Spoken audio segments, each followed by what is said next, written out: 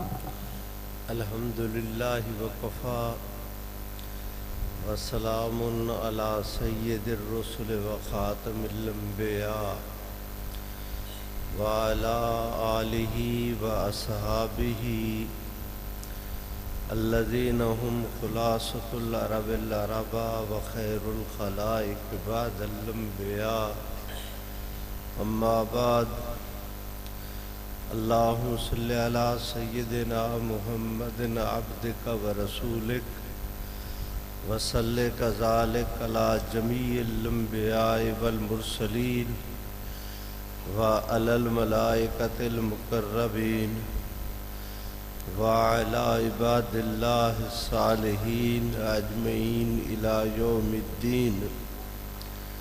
صدر گرامی حضرات علماء کرام، سامعین محترم، برادران اسلام، مغرب کی نماز کے بعد سے آپ حضرات کا یہ اجلاس شروع ہے۔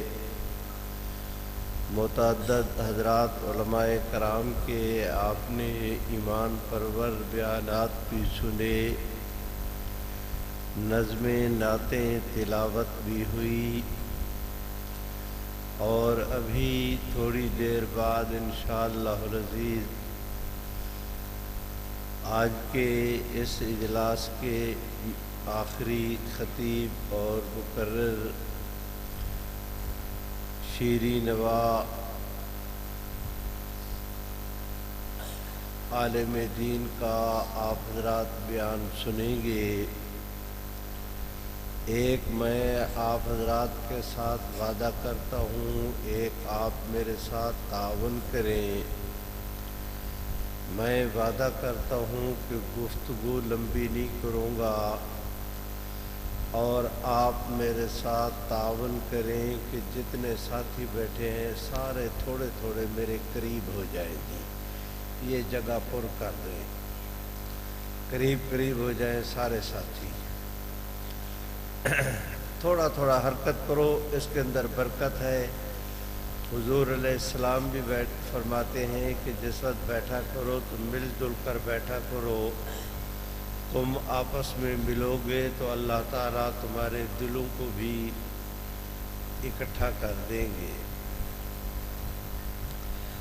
میرے بھائیوں، آج کی مجلس میں میں آپ حضرات کی خدمت میں گزارش کرتا ہوں کہ 6ویں صدی کے ایک بزرگ ہیں، ان کا نام ہے علامہ جار اللہ محمود زمخشری۔ میرے بھائیوں، انہوں نے قرآن مجید کی تفسیر پر ایک کتاب لکھی، علماء واقف ہیں، اس کا نام ہے تفسیر کشاف، اور برابر 8-9 صدیوں سے اہل علم اس کتاب سے استفادہ کر رہے ہیں۔ ان کی اور بھی بہت ساری کتابیں ہیں، ان کتابوں میں ایک کتاب کا نام ہے الموافقہ بین آل بیت والصحابہ۔ اس کتاب میں انہوں نے حضرت رحمت عالم صلی اللہ علیہ وسلم کی وہ احادیث جو حضرت ابو بکر، حضرت عمر، حضرت عثمان کی شان میں وارد ہیں، اور ان کے راوی سیدنا علی المرتضیٰ ہیں، اس کتاب میں انہوں نے ان احادیث کو جمع کیا۔ اسی طرح وہ احادیث جو سیدنا علی المرتضیٰ کی شان میں ہیں اور ان کے راوی حضرت ابو بکر، حضرت عمر، حضرت عثمان ہیں، ان کو بھی اس کتاب کے اندر جمع کیا۔ آج کی مجلس میں بہت ہی اختصار کے ساتھ میں ایک روایت سے اپنی گفتگو کا آغاز کرتا ہوں حضرت سیدنا فاروق اعظم رضی اللہ تعالی عنہ کے عہد خلافت میں مدائن کا علاقہ فتح ہوا اور وہاں سے بہت سارا غنیمت کا مال مدینہ طیبہ کے اندر آیا، مسجد نبوی میں اسے ڈھیر کیا گیا۔ دیکھنے والوں کا بیان ہے کہ اتنا زیادہ مال تھا، اتنا زیادہ مال، سونا چاندی درہم دینار،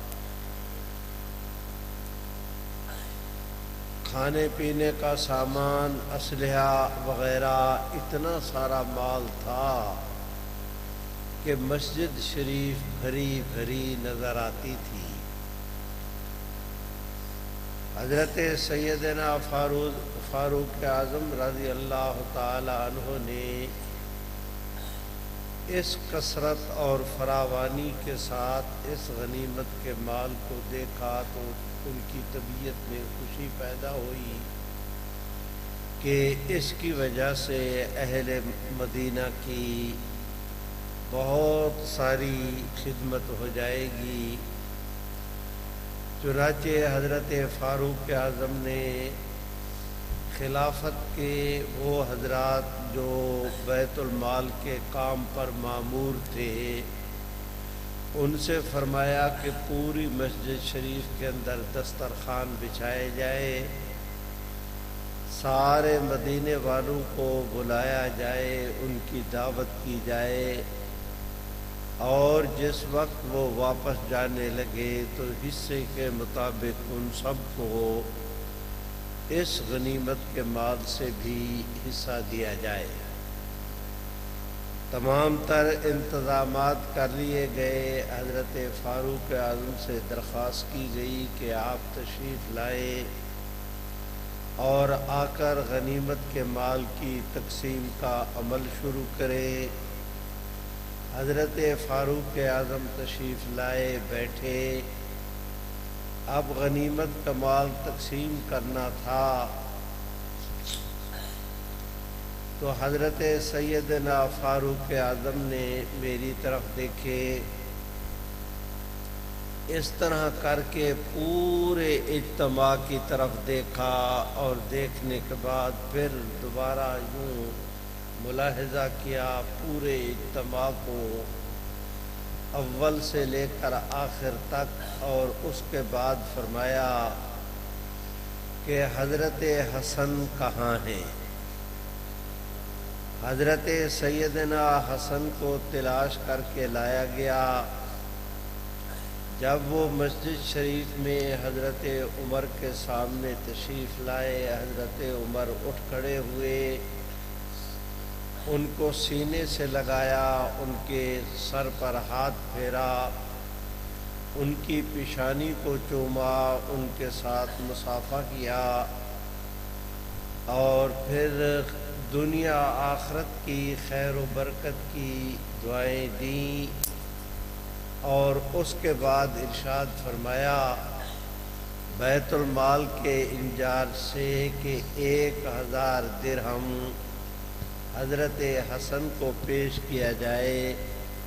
انہوں نے دیا، انہوں نے لیا، جیب میں ڈالا، اجازت لی اور چل پڑے۔ حضرت سیدنا فاروق اعظم نے دوبارہ مجمع کی طرف دیکھا اور فرمایا کہ حضرت حسین کہاں ہیں؟ حضرت سیدنا حسین رضی اللہ تعالیٰ عنہ کو بلا کر لایا گیا۔ حضرت فاروق اعظم اٹھے، انہیں بھی سینے سے لگایا، سر پر ہاتھ پھیرا، پیشانی کو چوما، مصافحہ کیا، دنیا آخرت کی خیر و بھلائی کی دعائیں دیں، اور پھر بیت المال کے انچارج سے کہا کہ 1000 درہم ان کو بھی دے دیا جائے۔ انہوں نے 1000 درہم لیا، جیب میں ڈالا، اجازت لی، چلے گئے۔ اتفاق کی بات ہے کہ اس دوران میں حضرت سیدنا فاروق اعظم رضی اللہ تعالیٰ عنہ کے صاحبزادہ جلیل القدر صحابی رسول اور صحابہ کرام کی جماعت میں بڑے پائی کے عالم اور بزرگ رہنما حضرت سیدنا عبداللہ ابن عمر حضرت فاروق اعظم کی خدمت میں حاضر ہوئے۔ حضرت عمر نے بھی ان کے ساتھ محبت کی، مصافحہ کیا۔ انہوں نے کہا ابا حضور میرا حصہ۔ حضرت فاروق اعظم نے بیت المال کے انچارج سے کہا کہ 500 درہم ان کو بھی دے دیے جائیں۔ انہوں نے 500 درہم لیے، انہوں نے جیب کے اندر ڈالے اور پھر عرض کی کہ ابا جوانی میں نے پیغمبر اسلام صلی اللہ علیہ وسلم کے ہاتھ پر اسلام قبول کیا، صحابی بنا، جنتی ہونے کا سرٹیفکیٹ لیا، زندگی بھر کئی مواقع پر آپ صلی اللہ علیہ وسلم کے ساتھ مل کر میں نے تلوار چلائی، دشمنوں کے مقابلے میں اسلام اور اہل اسلام کا دفاع کیا۔ یہ اس زمانے کی بات ہے کہ حضرت حسن حسین دونوں شہزادے یہ چھوٹے تھے، مدینہ طیبہ کی گلیوں میں کھیلا کرتے تھے۔ میں اس وقت حضور کے ساتھ مل کر جہاد کرتا تھا۔ آپ نے ان کو تو دیے 1000 درہم اور مجھے دیے 500۔ پہلے تو مجھے بھی ان سے بھی زیادہ ملنے چاہیے کہ میرا میرٹ بنتا ہے، میری کارکردگی ہے۔ چلو زیادہ نہیں تو اتنا تو دینا جتنا ان کو دیے۔ میرے بھائیوں، اس پر حضرت فاروق اعظم نے اپنے صاحبزادہ حضرت عبداللہ ابن عمر سے کہا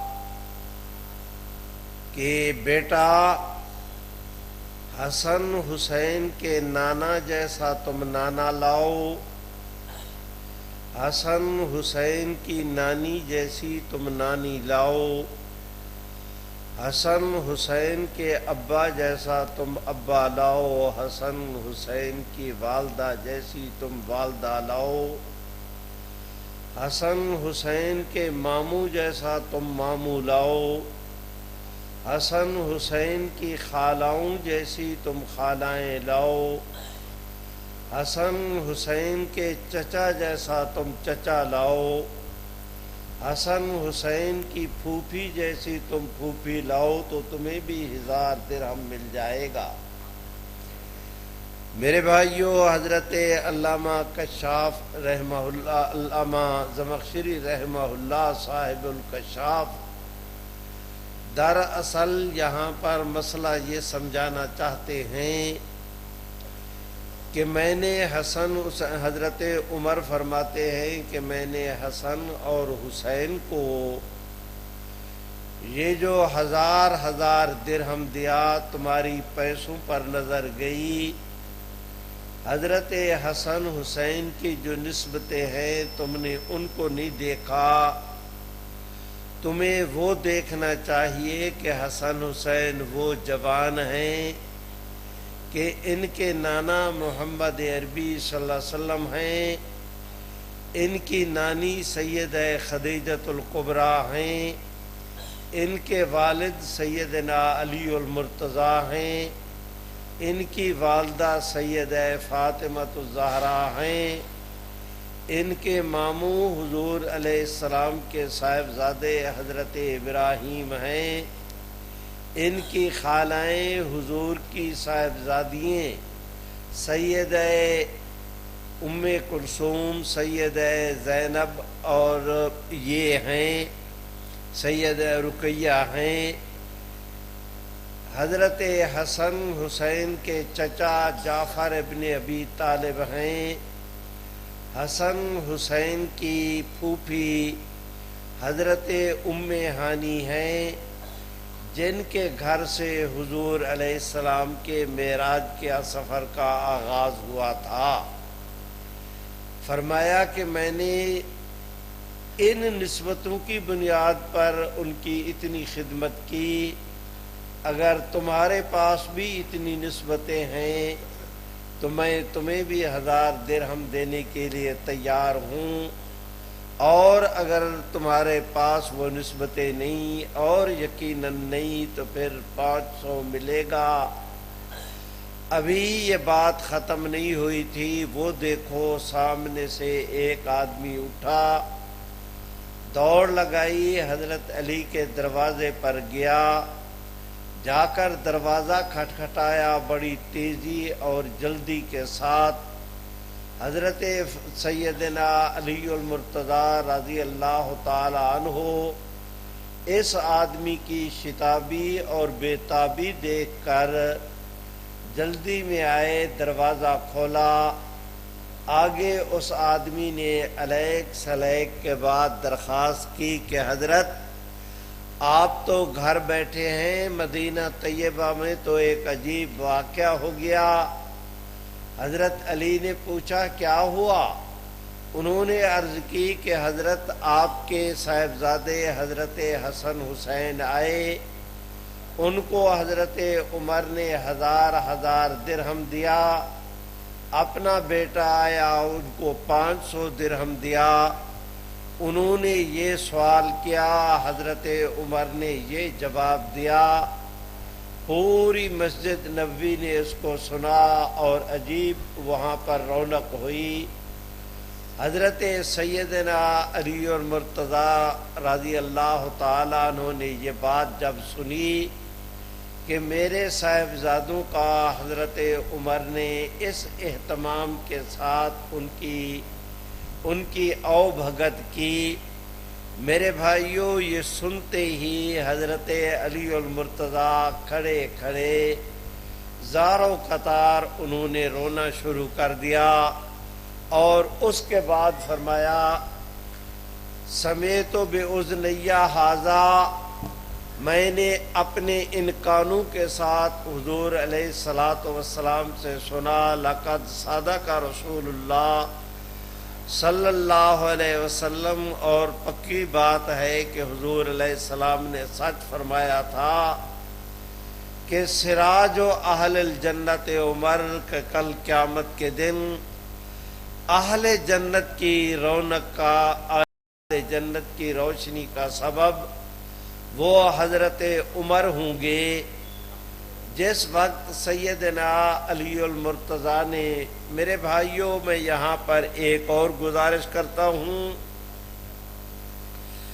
آج حضور علیہ الصلاۃ والسلام کے صحابہ کرام کا بڑا اجتماع، آپ صلی اللہ علیہ وسلم نے صحابہ سے ارشاد فرمایا، صحابہ آدمی جس وقت فوت ہوتا ہے قبر کے اندر رکھا جاتا ہے، ورثاء اس کی تدفین کے عمل سے قبر مکمل کر کے گھروں کو واپس جاتے ہیں، ابھی وہ وہاں قبر کو چھوڑ کر گھروں کی طرف جانا شروع کرتے ہیں کہ اس دوران اچانک منکر اور نکیر آ جاتے ہیں، اور وہ موٹی موٹی آنکھوں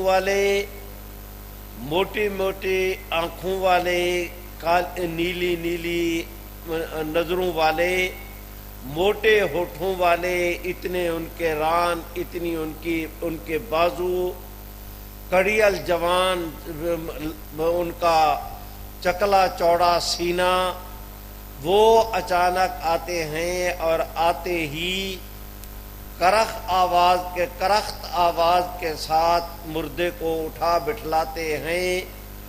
حضرت سیدنا فاروق اعظم رضی اللہ تعالیٰ عنہ نے بڑی توجہ کے ساتھ حضور علیہ السلام کی بات سن رہے ہیں، حضور علیہ السلام نے ان کی طرف رخ کر کے فرمایا، کہ وہ جو منکر نکیر ہیں آدمی سے 3 سوال کرتے ہیں، من ربوں کا، من دینوں کا، من نبیوں کا، تیرا رب کون ہے، تیرا دین کیا ہے، تیرے نبی کون ہیں؟ فرمایا کہ اگر منکر نکیر کا ان فرشتوں نے صحیح جواب دے دیا تو یہ مرحلہ آخرت کے مرحلوں میں سے پہلا مرحلہ ہے، باقی بھی آسانی ہو جائے گی، اور اگر یہ جواب نہ دے سکا تو یہ آدمی پھنس گیا۔ حضرت عمر رضی اللہ تعالی عنہ نے حضور علیہ السلام سے درخواست کی کہ یا رسول اللہ آپ ارشاد فرمائیں کہ جس وقت منکر نکیر آ کر مردے سے سوال کریں گے اس وقت مردے کو ہوش بھی ہوگی؟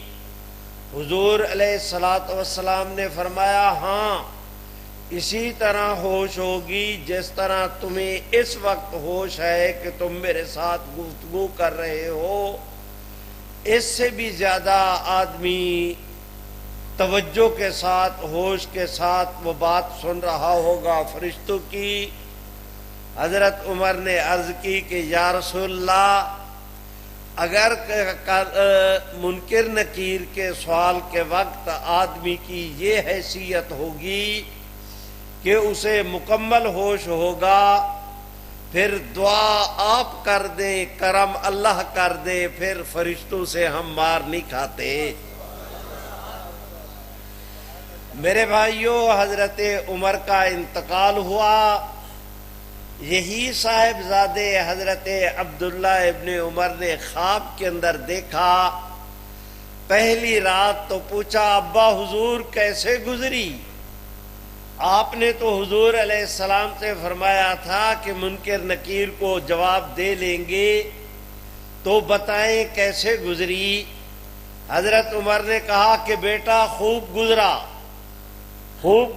وقت وہ ایسے ہوا کہ تم لوگ تو مجھے قبر میں چھوڑ کر واپس آ گئے، میں اکیلا رہ گیا۔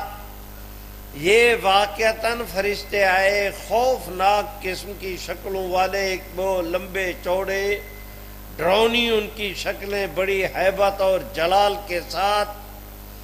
آتے ہی ایک فرشتے نے مجھے اٹھا کے جلدی سے بٹھایا اور مجھ سے پوچھا ہے من ربوں کا، تیرا رب کون ہے؟ میں نے جواب میں کہا کہ رب اللہ، میرا رب اللہ ہے۔ اس کے دوسرے سوال کرنے سے پہلے میں نے اس پر سوال کیا کہ من ربوں کا، میرا رب تو میرا اللہ ہے، تم بتاؤ تمہارا رب کون ہے؟ ان میں سے ایک فرشتے نے دوسرے کی طرف دیکھا کہ ہمارے پاس جو مردے آتے ہیں اتنی گھبراہٹ ان پر طاری ہوتی ہے کہ لرزے کی کیفیت کے جواب نہیں دے پاتے۔ یہ کوئی خوب بندہ خدا ہے کہ سوال کرنے جواب دینے کی بجائے الٹا ہم سے بھی سوال کرتا ہے۔ جب اس سوالیہ نظروں کے ساتھ ایک فرشتے منکر نے نکیر کی طرف دیکھا، میری طرف دیکھیں، نکیر نے یوں کر کے کہا ہونٹوں پر ہاتھ رکھ کے کہ چپ، تمہیں پتہ نہیں یہ عمر ہے؟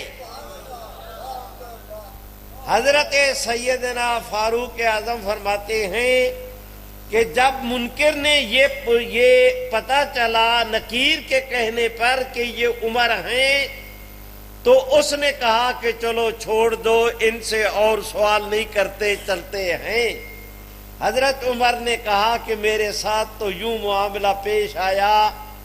میرے بھائیوں، مجھے اجازت دیں کہ اس موقع پر میں درخواست کروں، آج ایک بڑا اجتماع پیغمبر اسلام بیٹھے، وہ دیکھو ایک صحابی رسول کھڑے ہوئے، انہوں نے رحمت عالم سے عرض کی کہ آقا، کل قیامت کے دن میدان محشر میں سیدنا آدم علیہ السلام سے لے کر قیامت کی صبح تک پیدا ہونے والی ساری خلق خدا، عرب کے، عجم کے، ہند کے، سندھ کے، بکر کے، سکر کے، اکوڑے کے، منوڑے کے، کراچی کے، کلات کے، افریقہ کے، امریکہ کے، کالے گورے، ساری خلق خدا اتنی میدان محشر کے اندر جمع ہوگی کہ ساری یہ دنیا بھری بھری نظر آئے گی.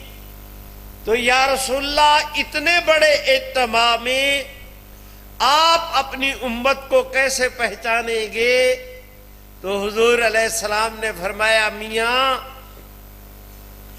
ایک میدان کے اندر بے حد و حساب گھوڑے جمع ہوں، گھوڑے سفید، گھوڑے کالی رنگت والے، سرخی مائل، ایک رنگ کے سارے ایک میدان کے اندر گھوڑے جمع ہوں. ان گھوڑوں کے اندر ایک گھوڑا 5 کلیانہ ہو، جس کا منہ بھی سفید، جس کی اگلی ٹانگیں بھی سفید، جس کی پچھلی ٹانگیں بھی سفید. اتنے بڑے اجتماع، گھوڑوں کے اجتماع میں ایک گھوڑا ہو 5 کلانہ، جس کے سر پیر وہ اس کے سفید ہوں، تو کیا تم اسے پہچان لوگے؟ اس نے کہا یا رسول اللہ اگر ایک گھوڑا سارے گھوڑوں میں اس طرح کا ہے تو یہ تو اتنا ممتاز اور نمایاں ہوگا کہ لاکھوں نہیں کروڑوں کے تعداد میں بھی گھوڑے ہوں. تو اس گھوڑے کو پہچاننے میں تو مجھے نہیں، کسی کو بھی دیر نہیں لگے گی. جب بھی دیکھے گا اپنی علامتوں سے پہچانا جائے گا کہ یہ 5 کلانہ ہے. حضور نے فرمایا اس صحابی سے کہ میاں جس طرح ایک میدان کے اندر ہزاروں گھوڑوں کی موجودگی میں 5 کلانے گھوڑے کو پہچاننا مشکل نہیں، یہ جو میری امت ہے جب وضو کرتے ہوئے اپنے منہ کو دھوتی ہے، اپنے ہاتھوں کو دھوتی، سبحان اللہ نہیں کہتے بلند آواز سے، ایسے نہیں، جس کو اللہ جتنی توفیق دے اتنی بلند آواز سے. فرمایا جس وقت یہ اپنے اعضاء کو دھوتی ہے وضو میں، اپنے منہ کو دھوتی ہے، ہاتھوں کو دھوتی ہے، اپنے پاؤں کو دھوتی ہے، ان کے وضو کرتے وقت ان اعضاء کو دھونا، اس وضو کے عمل کی وجہ سے کل قیامت کے دن میدان محشر میں اللہ ان اعضاء کو اس عمل کی برکت سے اتنا روشن کر دیں گے کہ میں نہیں، جہاں جہاں سے میرا امتی گزرے گا دنیا پکار کے کہے گی وہ حضور کا امتی جا رہا ہے.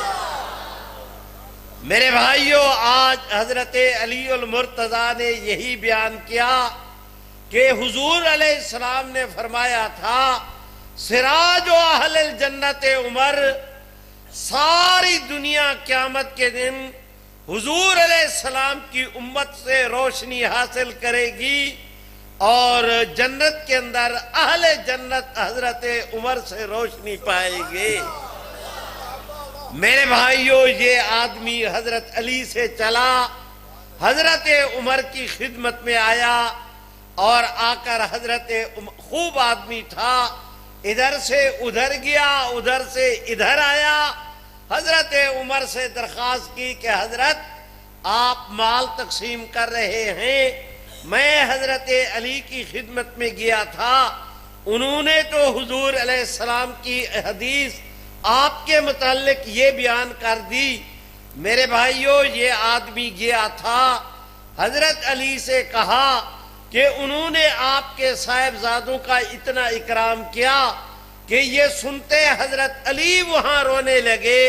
حضرت علی نے روایت بیان کی، یہ آدمی آیا، اس نے حضرت عمر سے وہ روایت بیان کی، تو اب یہ روایت سنتے ہی حضرت عمر نے رونا شروع کر دیا۔ اس حالت میں حضرت عمر اٹھ کھڑے ہوئے، اس آدمی کو بلایا، اس کا ہاتھ پکڑا، یوں کر کے دیکھا، قریب جو ساتھی تھے ان کو بلا کر اپنی جگہ پر بٹھایا، فرمایا میاں تم غنیمت کا مال تقسیم کرو، میں اپنے بھائی علی، سبحان اللہ تو کہو زور سے، میں اپنے بھائی علی کو مل کر آتا ہوں۔ اس آدمی کو لیا، سیدنا علی المرتضیٰ کے دروازے پر سیدنا فاروق اعظم تشریف لے گئے، جا کر دروازہ کھٹکھٹایا، حضرت عمر باہر تشریف لائے۔ میرے بھائیوں میں درخواست کرتا ہوں، اس حالت میں کہ حضرت علی نے حضرت عمر کو دیکھا، حضرت عمر نے حضرت علی کو دیکھا، ان کی نظر ان پہ پڑی، ان کی نظر ان پہ پڑی۔ اس حالت میں حضرت علی نے حضرت عمر کو دیکھ کر رونا شروع کر دیا، اور حضرت عمر نے حضرت علی کو دیکھ کر رونا شروع کر دیا۔ دونوں، کون کہتا ہے کہ ان میں لڑائی تھی؟ دونوں نے ایک دوسرے کو دیکھ کر رونا شروع کر دیا۔ برادران اسلام، میں آپ سے درخواست کرتا ہوں، جب ان کی طبیعت سنبھلی، سیدنا فاروق اعظم نے عرض کی، بھائی علی آپ نے ان کو حدیث شریف سنائی میرے بارے میں، آپ مہربانی کر کے کیا پسند کریں گے کہ وہ حدیث مجھے بھی سنا دیں؟ حضرت علی نے کہا کہ اس میں کیا اشکال ہے، ابھی آپ کو سناتا ہوں، اور زور سے آپ کو ابھی سناتا ہوں، اس حالت میں سناتا ہوں کہ اس کو تو میں نے آدھی بات بتائی تھی، تمہیں ساری سناتا ہوں۔ میرے بھائیوں، سیدنا علی المرتضیٰ نے کہا کہ حضور علیہ السلام نے ارشاد فرمایا، میں نے اپنے ان کانوں سے سنا، اور حضور علیہ السلام نے سچ فرمایا۔ مجھے بھی صحیح طور پر یاد ہے کہ حضور نے فرمایا کہ میرے پاس آ کر یہ بات جبریل نے کہی، جبریل امین نے کہا کہ یہ بات میرے اللہ نے بیان کی ہے کہ سراج و اہل الجنت عمر، کہ کل قیامت کے دن اہل جنت کی روشنی حضرت عمر ہوں گے۔ تو میں نے حضور سے سنا، حضرت سیدنا فاروق اعظم نے درخواست کی، بھائی علی کیا یہ آپ مجھے لکھ کر بھی دینے کے لیے تیار؟ حضرت علی نے کہا کیا اشکال ہے، ابھی لکھ دیتا ہوں۔ گئے، سامان لیا، دروازے پر آئے، میری طرف دیکھیں، وثیقہ لکھا، اوپر لکھا بسم اللہ الرحمن الرحیم، اس کے نیچے لگائی لکیر، اس کے نیچے دوسری سطر لکھی کہ یہ زمان نامہ ہے حضرت علی کی طرف سے حضرت عمر کے نام ان کے طلب کرنے پر، اور نیچے وہ روایت لکھی، اس کے اوپر دستخط کیے، حضرت عمر کی خدمت میں پیش کی۔ حضرت عمر نے اسے جیب میں ڈالا اور مسکرا کے کہا کہ بھائی علی، میں یہ روایت لکھوانے کے لیے اس لیے آیا تھا کہ میں یہ جاتے ہوئے اپنی اولاد کو وصیت کر کے جاؤں گا کہ جس وقت میرا انتقال ہو، میرے کفن کے نیچے میرے سینے پر زور سے علی المرتضیٰ کی یہ گواہی، ان کی طرف سے ضمانت نامہ میرے سینے پر رکھ دیا جائے، تاکہ رب کے حضور پہنچوں تو پہنچتے ہی حضرت علی کی شہادت پیش کروں کہ حضرت علی نے یا اللہ آپ کے حوالے سے محمد عربی کے واسطے سے یہ بیان کیا تھا کہ امت اہل جنت ہے۔ میرے بھائیوں، میں گزارش کرتا ہوں، مجھے اجازت دو، میں اپنے وعدے پر قائم ہوں، میں نے گفتگو لمبی نہیں کرنی، اجازت دیں کہ میں ایک اور چھوٹی سی حدیث شریف آپ کی خدمت میں عرض کر دوں، ایک دن ایک دن رحمت عالم صلی اللہ علیہ وسلم کے صاحبزادگان حضرت سیدنا علی المرتضیٰ کے لخت جگر حسن حسین، حضرت عمر کے چھوٹے بچے گلی کے اندر کھڑے کھیل رہے تھے۔ کھیلتے کھیلتے کسی بات پر بچوں کے مزاج میں تلخی آ جاتی ہے۔ حضرت حسنین میں سے، حضرت حسن حسین میں سے کسی ایک نے حضرت عمر کے صاحبزادے کی طرف متوجہ ہو کے کہہ دیا، ابے جا کام کر، تم ہمارا کس طرح مقابلہ کر سکتے ہو، تم تو ہمارے غلام ہو۔ اس بچے نے سنا، دوڑ لگائی حضرت عمر کے پاس۔ حضرت حسن حسین بھی سمجھے کہ یہ شکایت کرنے گیا ہے، حضرت عمر آئے تو ہمیں تنبیہ کریں گے۔ ان دونوں نے دوڑ لگائی اپنے والد حضرت علی المرتضیٰ کے پاس، یہ بچہ اپنے والد کے پاس، یہ بچے اپنے والد کے پاس۔ اس بچے نے جا کر حضرت عمر سے کہا کہ آج تو وہ شہزادے مجھے کہتے ہیں کہ تم تو ہمارے غلام ہو۔ حضرت سیدنا فاروق اعظم نے سنا، اپنے اس بچے کا ہاتھ پکڑا، جلدی سے اٹھ جوتی پہنی، سامان لیا، روانہ ہوئے۔ ادھر ان بچوں نے حضرت علی سے جا کر کہا کہ آج اس طرح کھیلتے کھیلتے تلخی ہو گئی، ہم نے یہ کہا، وہ حضرت عمر کو شکایت کرنے گیا ہے۔ تو حضرت علی ابھی یہ بات سن رہے تھے، ادھر حضرت عمر دروازے پر آ پہنچے۔ حضرت علی گئے، دروازہ کھولا، حضرت عمر سے معذرت کی، حضرت بچے ہیں، غلطی ہو گئی، وہ میرے بچے نہیں، آپ کے بچے ہیں، آپ کا یہ بچہ صرف آپ کا بچہ نہیں، میرا بچہ ہے۔ بچے لڑ پڑتے ہیں، ان کی بات کو دل پر نہ لے، ان کی طرف سے میں معذرت کرتا ہوں۔ لوگو، حضرت عمر نے سنا، زارو قطار رونے لگے۔ فرمایا، بھائی علی، آپ میرے آنے کے مقصد کو نہیں سمجھے، میں اس لیے نہیں آیا کہ ان بچوں کی شکایت لے کر آؤں کہ تم نے ہمارے گھرانے کو غلام کیوں کہا، میں تو اس نقطہ نظر سے آیا ہوں کہ آج آپ اپنے صاحبزادوں کو کہیں کہ یہ لکھ کر مجھے دے دیں کہ عمر کا گھرانہ علی کے دروازے کا غلام ہے۔ کیا ہو گیا ہے دنیا کو، کیوں اندھی ہو گئی، کیوں دنیا کے اندر انصاف جاتا؟ بھائیو، میں نے حضرت علی کی باتیں بھی کی، حضرت حسنین کی بھی کی، حضرت عبداللہ ابن عمر کی بھی کی، حضرت عمر کی بھی کی۔ مجھے اجازت دے دو، تمہیں ایک حدیث حضرت سیدنا صدیق اکبر کی بھی سنا دیتا ہوں، پھر میں اپنی بات کو ختم کرتا ہوں۔ وہ دیکھو، حضرت سیدنا صدیق اکبر ایک دیوار کے ساتھ ان کی چارپائی بچھی، اس بیماری میں جس میں آپ کا وصال ہوا، بہت کمزور طبیعت ہو گئی، اتنی کمزور، ہڈیوں کی مٹھ رہ گئے، جسم کے اندر توانائی نہیں تھی، چارپائی پر لیٹے ہیں۔ یہ بنو امیہ ہیں، یہ قریش ہیں، وہ دیکھو انصار ہیں، یہ مہاجرین ہیں، یہ مدینے والے، یہ مکے والے، سارے لوگ ملنے کے لیے، عیادت کرنے کے لیے آئے۔ اتنی دیر میں حضرت فاروق اعظم، حضرت صدیق اکبر اسی طرح چارپائی پر اس طرح لیٹے، آنکھیں کھولے، سب کو دیکھ رہے ہیں۔ دروازے سے حضرت علی المرتضیٰ داخل ہوئے۔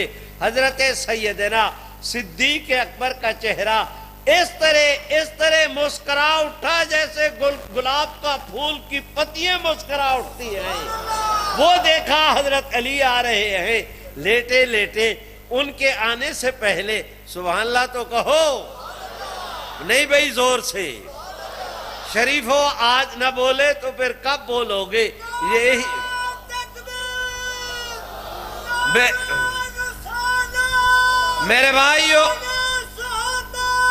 میرے بھائیوں میں درخواست کرتا ہوں، حضرت ابو بکر نے لیٹے لیٹے ایک ہاتھ اس طرح اپنے अपने रुखसार के नीचे रखा हुआ, दूसरे हाथ से इशारा किया।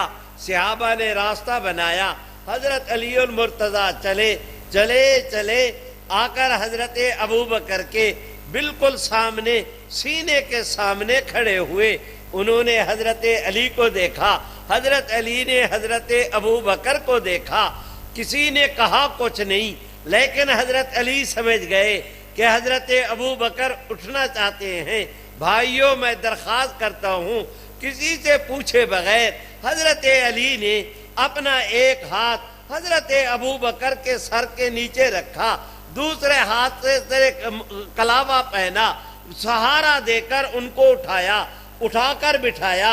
इस हालत में कि बड़ी तेजी के साथ हाथों से उनको अबू बकर को, हजरत अबू बकर को संभाले हुए तेजी के साथ वो पीछे चारपाई पर इस तरह बैठ गए कि अली का सीना था, अबू बकर की कमर थी। हजरत अली और मुर्तजा इस तरह बैठे हैं। उनकी गोद में हजरत सैयदना सिद्दीक अकबर, उनका सीना अबू बकर के सीने। मेरी तरफ देखो, कभी हजरत अली और मुर्तजा हजरत अबू बकर के इस मोढ़े की तरफ अपना सर करके यूं देखते हैं, कभी दूसरे मोढ़े की तरफ सर करके यूं इज्तिमा की तरफ देखते हैं। पूरा इज्तिमा गुले गुलजार बना हुआ। हजरत अबू बकर भी मुस्करा रहे। जाती रही बीमारी, तबीयत में ताजगी पैदा हो गई। हजरत अली ये खिदमत कर रहे हैं। इतनी देर में हजरत अबू बकर ने कहा, भाई अली, अगर तुम मुझे बिठाना चाहते हो तो मुझे दीवार के साथ कर दो। हजरत अली और मुर्तजा उठे, हाथों से उनको संभाले रखा, एक हाथ उनकी कमर पे, उनके अपना पुष्ट पर, दूसरे हाथ से एक खेसी वगैरह कोई चादर ली, दीवार के साथ किया, उसे नरम किया। हजरत अबू बकर को इस तरह जफ्फी डाल के अपने सीने के साथ सीना लगा के उनको उठाकर सहारा देकर दीवार के साथ किया। अब हजरत मेरी तरफ देखें, हजरत अबू बकर दीवार के साथ बैठे हैं, सामने हजरत अली और मुर्तजा। इस अमल के बाद फिर आकर हजरत अबू बकर के सामने खड़े हो गए। वो बैठे हैं, ये खड़े हैं। पूरे इज्तिमा की नजरें हजरत अबू बकर पर, अबू बकर की नजर अली और मुर्तजा के सैयदना अली और मुर्तजा को देख रहे हैं। देखते देखते हजरत अबू बकर ने कहा, भाई अली, लगता ये है कि इस बीमारी ने मुझे इतना कमजोर कर दिया है, अब मैं उठने का नहीं, मेरे चल चलाओ का जमाना है, मेरा वक्त आ गया है। अली, अगर मैं फौत हो जाऊं तो मेरे फौत होने के बाद मेरी आपसे दरखास्त है कि मुझे गुस्ल भी आप देंगे, कफन भी आप देंगे। और साथ में कहा, इसलिए कि मैं ये चाहता हूं, जिन हाथों ने आखिरी हुजूर के सफर की तैयारी कराई थी, वही हाथ मुझे अपने सफर की आखिरत की तैयारी कराए। मेरे भाइयों, हजरत अली और मुर्तजा ने अर्ज की कि अल्लाह आपको लंबी सेहत वाली जिंदगी दे, अल्लाह आपका साया हुजूर की उम्मत के सर पे तादेर कायम रखे। हजरत वादा रहा, जाना कोई ऐब की बात नहीं, हर एक ने दुनिया से जाना है। अगर वक्त आ गया, वादा रहा, मैं ईफा करूंगा। तो उसके बाद हजरत अली ने कहा कि लगे हाथों, आप ये भी बता दें कि आपको दफन कहाँ किया जाए। तो हजरत अली ने जब ये सवाल किया, ये मजमा बैठा है मर्दों का, दरमियान में पर्दा तना हुआ, इधर घर की मस्तूरात हैं, वो मस्तूरात जो इयादत के लिए आई हुई वो भी यहाँ पर जमा है। तो वहां से हजरत आयशा ने जोर के साथ कहा कि ये सवाल करने की क्या जरूरत है, ये पूछने की क्यों जरूरत पेश आई कि हजरत अबू बकर कहाँ दफन होंगे। حضور علیہ السلام کا روضہ طیبہ جس حجرہ شریفہ میں حضور علیہ السلام مدفون ہے، یہ حجرہ مجھے حضور نے دیا تھا، یہ حجرہ میری ملکیت ہے، یہ میرا اپنا ذاتی حجرہ ہے۔ میں اپنے ابا حضور کو حضور کے ساتھ دفن کروں گی۔ حضرت عائشہ کی یہ بات سن کر حضرت ابو بکر نے حضرت علی کی طرف دیکھا، دیکھ کر فرمایا نا، فرمایا میاں نا۔ حضرت علی نے دیکھا، حضرت ابو بکر نے کہا بھائی علی مجھے غسل دینا، غسل کے بعد کفن پہنانا، کفن پہنانے کے بعد مجھے میرا جنازہ تیار کرنا۔ میری چار پائی کو اٹھا کر حضور علیہ السلام کے روضہ طیبہ کے وہ باہر دروازے پر رکھ دینا، اور رکھنے کے بعد اجازت مانگنی یہ کہہ کر کہ دوست کو ملنے کے لیے آیا ہے، ہاتھ لگے بغیر دروازہ کھلے۔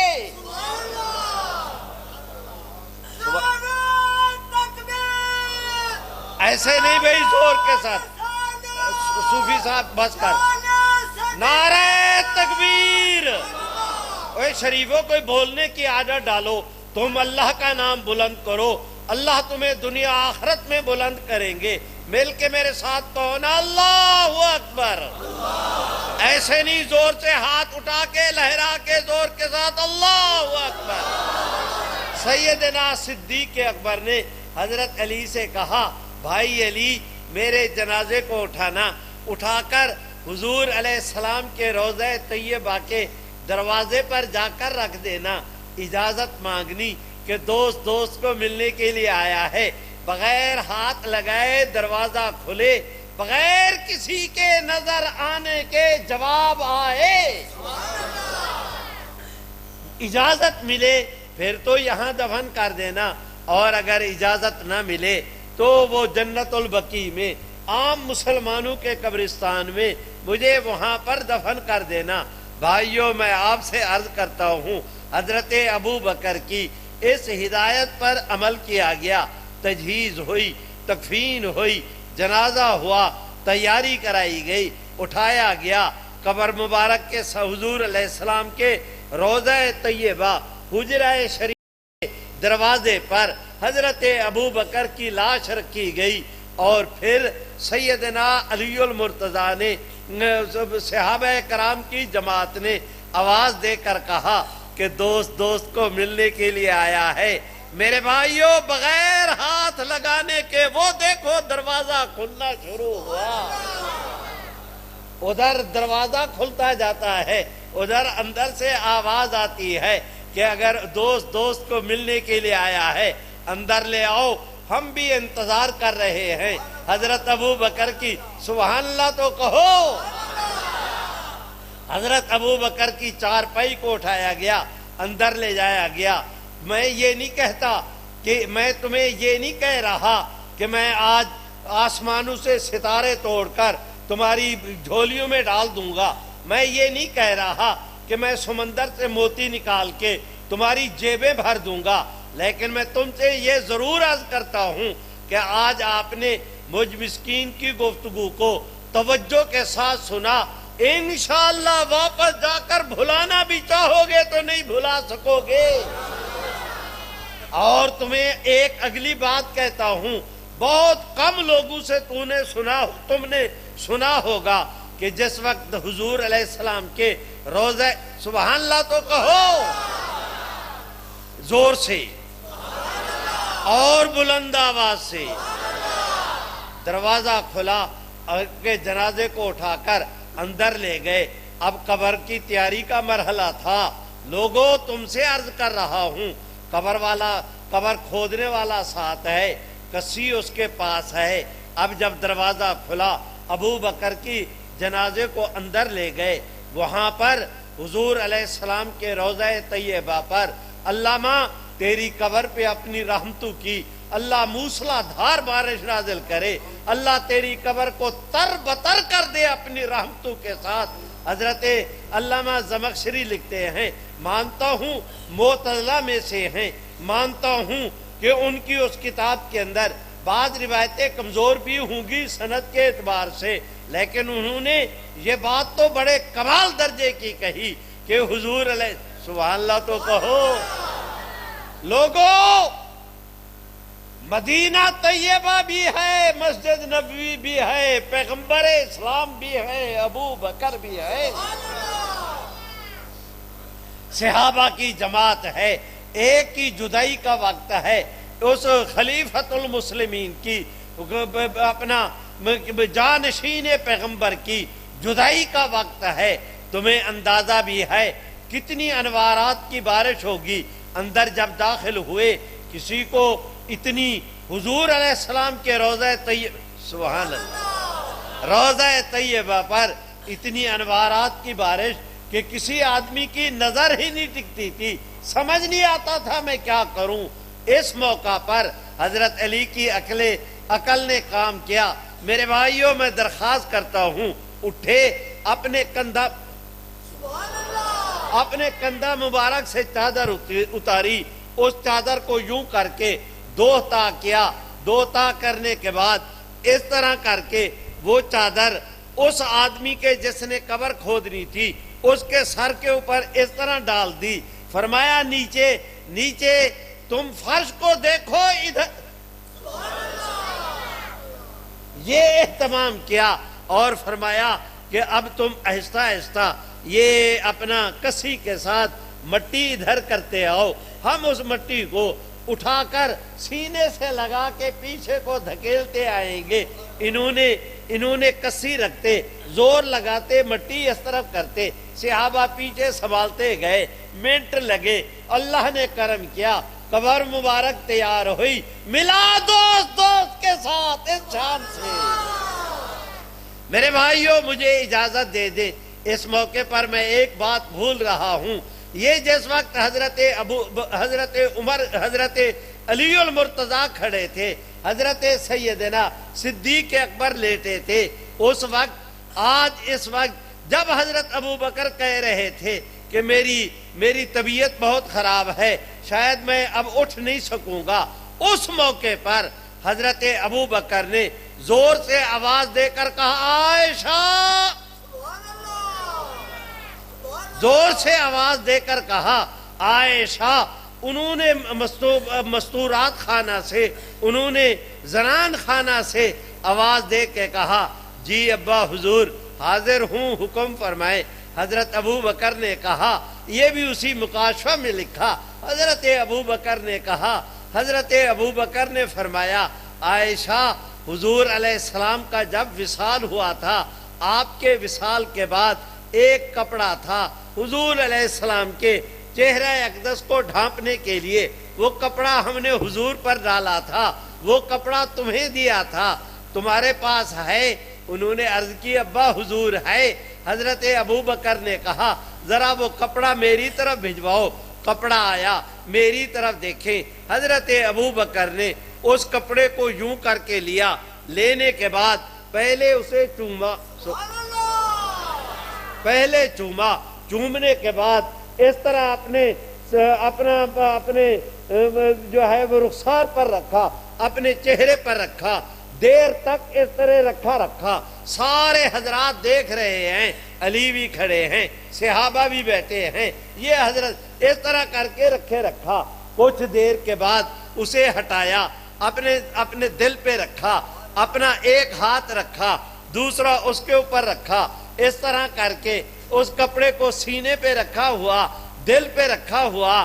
تو اس کے بعد حضرت ابو بکر نے لوگوں کی طرف دیکھ کے کہا، لوگو،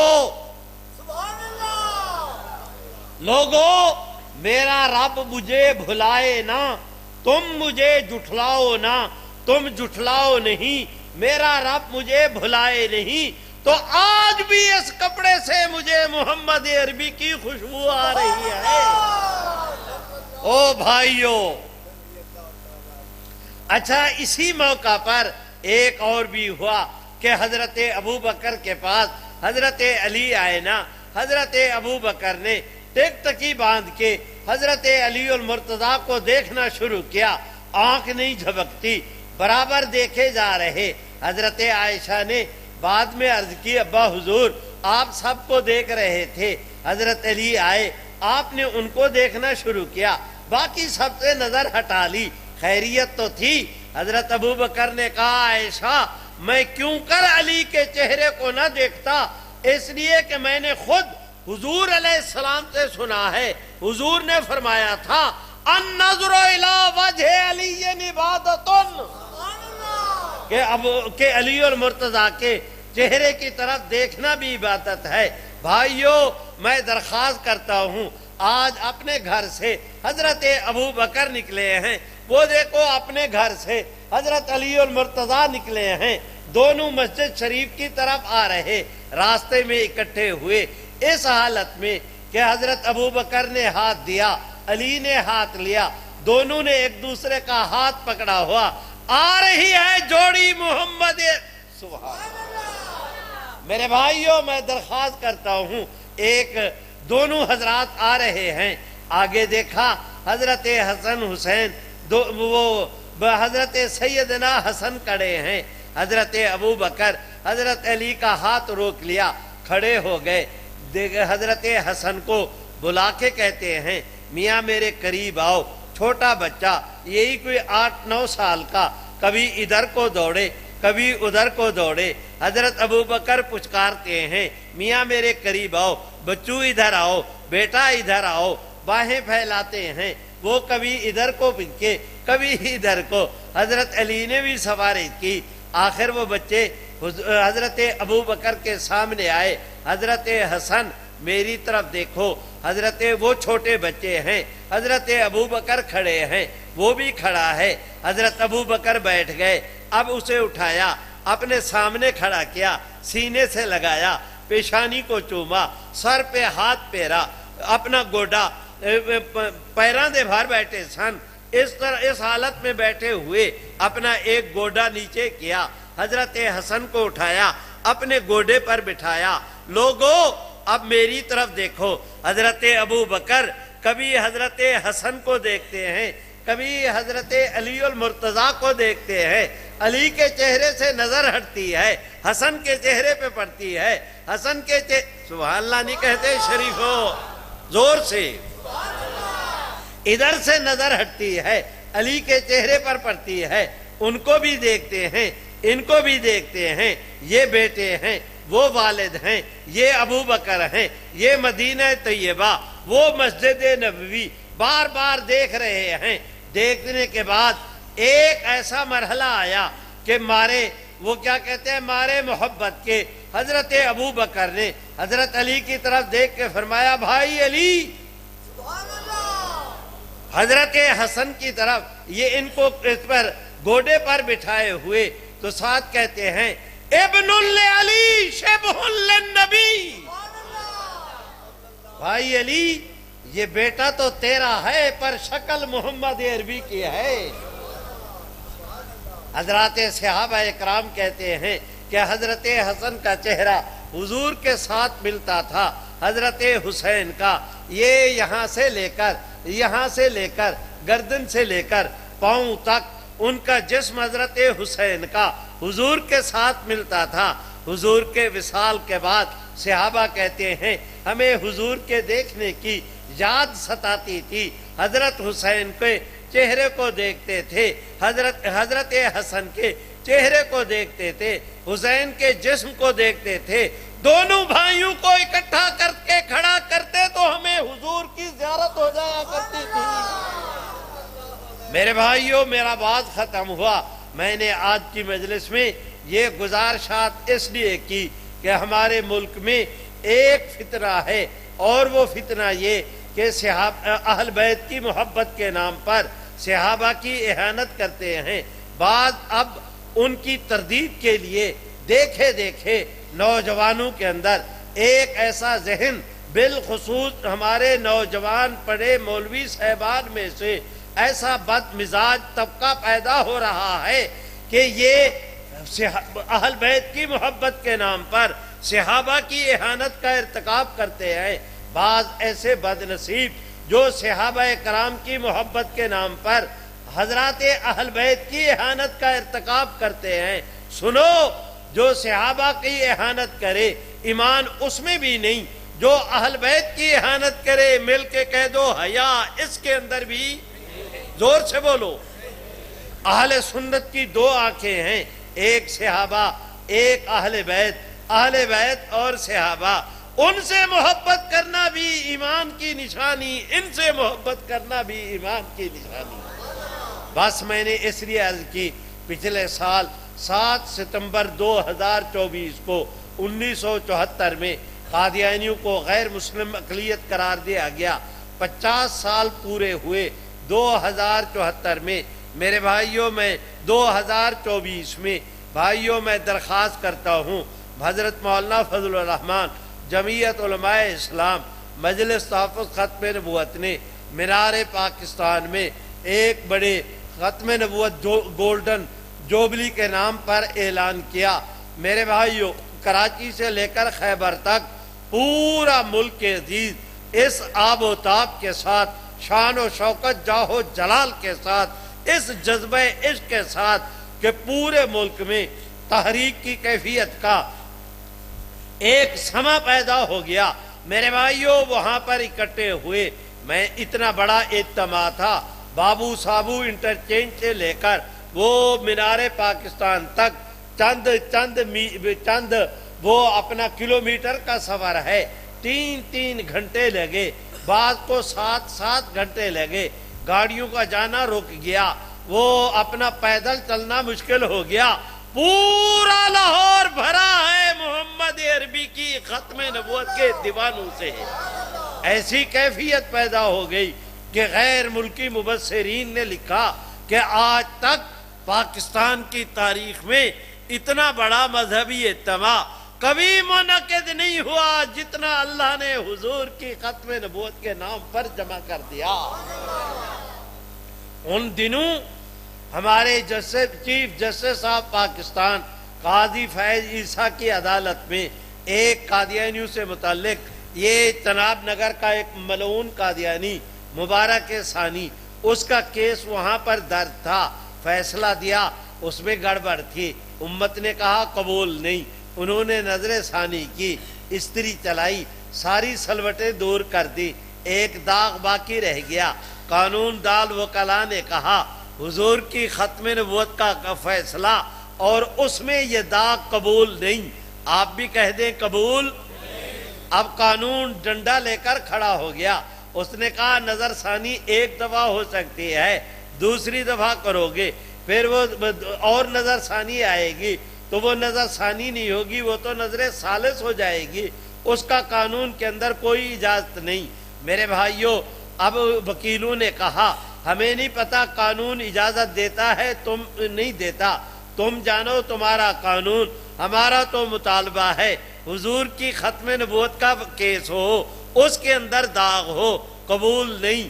اب سپریم کورٹ بیٹھی، کہتے ہیں بتوں نے دیا رنج تو خدا یاد آیا، وہ بیٹھے، انہوں نے جو ہے وہ انگریز کے زمانے کے فیصلے نکالنے شروع کیے۔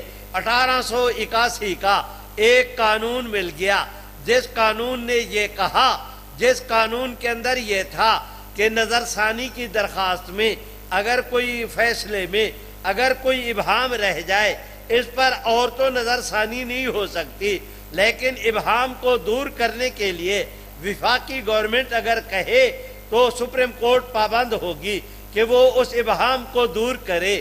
راستہ کیا نکلا؟ اللہ نے موٹر وے کا انتظام کر دیا، اور پاکستان کی تاریخ میں 50 سال کے بعد یا 74 میں یا 2024 میں پھر وہ موقع آیا، پورا دن اسمبلی، سینٹ کے ارکان، مشترکہ پارلیمنٹ کا اجلاس، ایوان زیریں، ایوان بالا، وہ بیٹھے پورا دن حضور کی سبحان اللہ تو کہو، ختم نبوت پر اجلاس ہوا۔ کسی نے کہا، پیپلز پارٹی کا نمائندہ کھڑا ہوا، اس نے کہا یہ جو جسٹس صاحب نے فیصلہ دیا یہ فیصلہ نہیں ہے، یہ فساد ہے۔ وہ دیکھو پی ٹی آئی والے کھڑے ہوئے، انہوں نے کہا کہ یہ جو فیصلہ دیا ہے انہوں نے قادیانیت کی طرفداری کی ہے، قبول نہیں۔ کوئی اور کھڑا ہوا، اس نے کہا نیا قانون لاؤ، کسی نے کہا نیا بل لاؤ، کسی نے کہا نئی قرارداد لاؤ، کسی نے کہا قرارداد نہیں، ریفرنس دائر کرو جوڈیشنل میں ان ججوں کے خلاف، انہی الٹا لٹکاؤ۔ مولانا حیدری صاحب کھڑے ہوئے، انہوں نے کہا کہ میں عدالت کے چیف جسٹس کے اس فیصلے کو اپنے پاؤں کی نوک پہ رکھتا ہوں۔ لگا نعرہ، بلند ہوا نام حضور کی ختم نبوت کا۔ میرے بھائیوں، اب 10 اکتوبر کو، پہلے 24 جولائی کو اجمالی فیصلہ آیا، 10 اکتوبر کو تفصیلی۔ حضرت مولانا فضل الرحمان مدد ذلہم اپنی 70 سالہ زندگی میں پہلی دفعہ عدالت کے اندر آئے، وہ استنبول میں نیٹ کے ذریعے۔ میرے بھائیوں، وہ کیا کہتے ہیں اس کو، یہ اپنا نیٹ کے ذریعے ان کے ساتھ کنیکشن ہوا، انہوں نے وہاں سے بیان دیا۔ آپ کے بھیرا کے مولانا مفتی شیر محمد آیا نا نام حضور کا، اللہ نے تمام دیوبند و بریلی کو اکٹھا کر دیا۔ لوگوں، میں تمہارے سامنے، میں سکہ بند دیوبندی ہوں، اپنے دیوبندی ہونے پر مجھے فخر بھی ہے، میں کوئی معذرت کی ضرورت بھی نہیں سمجھتا، کسی سے دیوبندی ہونے کا میں سرٹیفکیٹ بھی نہیں لینا چاہتا۔ اس صوفی کو کہو بیٹھ جائے۔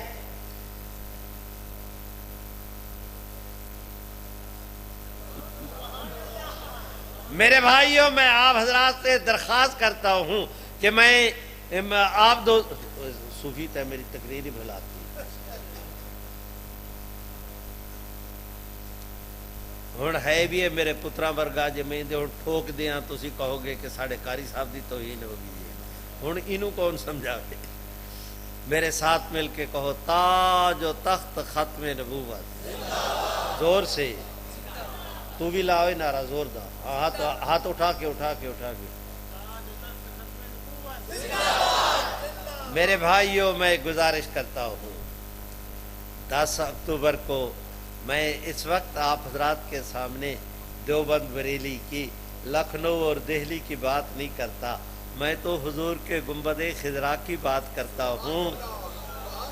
کروڑوں دیوبند، کروڑوں بریلی، کروڑوں لکھنؤ، کروڑوں دہلی قربان حضور کے گنبد خضرا کی ایک اینٹ مبارک پر۔ سنو لوگوں، 10 اکتوبر کو جو فیصلہ آیا، میں یہ نہیں کہتا کہ کراچی سے خیبر تک، اب اس موقع پر کہتا ہوں 10 اکتوبر کو فیصلہ آیا، مشرق سے لے کر مغرب تک روح زمین کی دنیا نے دیکھا کہ کفر ہار گیا، اسلام جیت گیا۔ قادیانیت سامنے پڑی، تڑپ رہی تھی، اسلام کھڑا مسکرا رہا تھا۔ میرے بھائیوں، اس کے بعد بلا مبالغہ 50 گھرانوں نے قادیانیت کو ترک کر کے اسلام قبول کرنے کا اعلان کیا۔ آپ مجھے کہیں گے مولوی صاحب سال کی باتیں سناتے ہو، تازہ کوئی بات سناؤ۔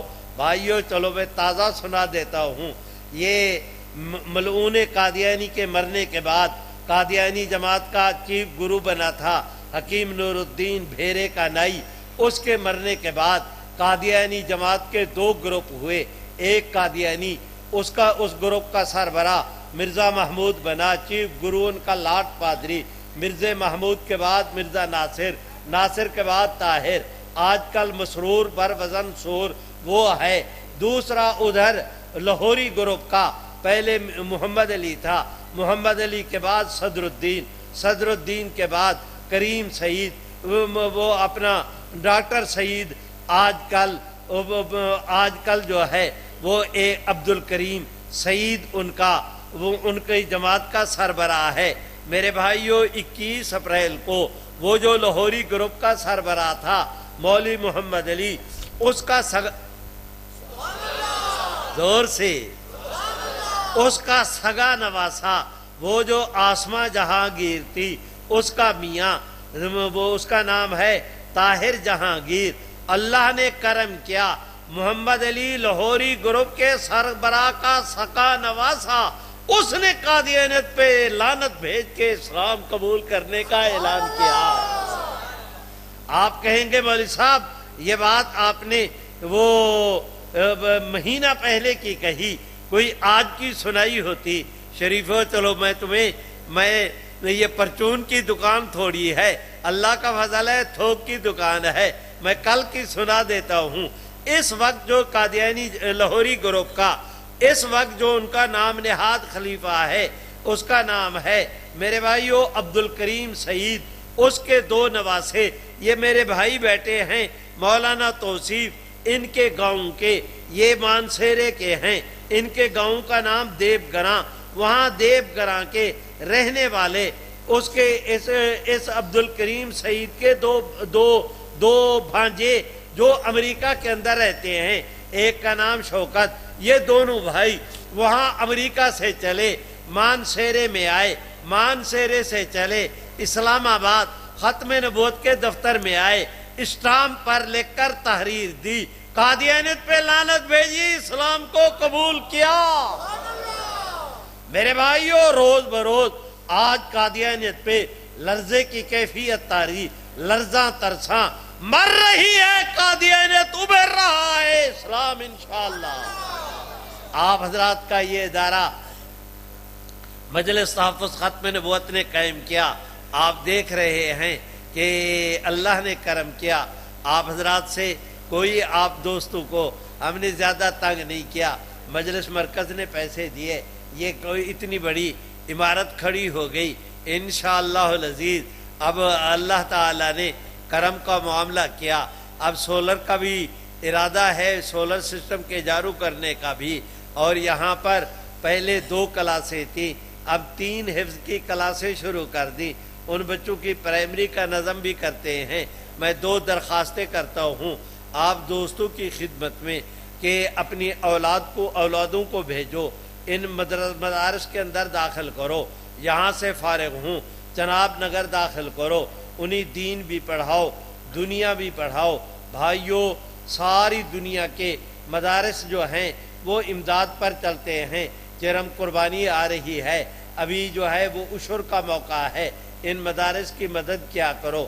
اب تم نعرہ لگاؤ، میں تم سے اجازت لوں، مل کے میرے ساتھ کہو نا، تاج و تخت ختم نبوت، ہاتھ اٹھا کے لہرا کے پورا زور لگا دو، تاج و تخت ختم نبوت، وآخر دعوانا الحمدللہ رب العالمین۔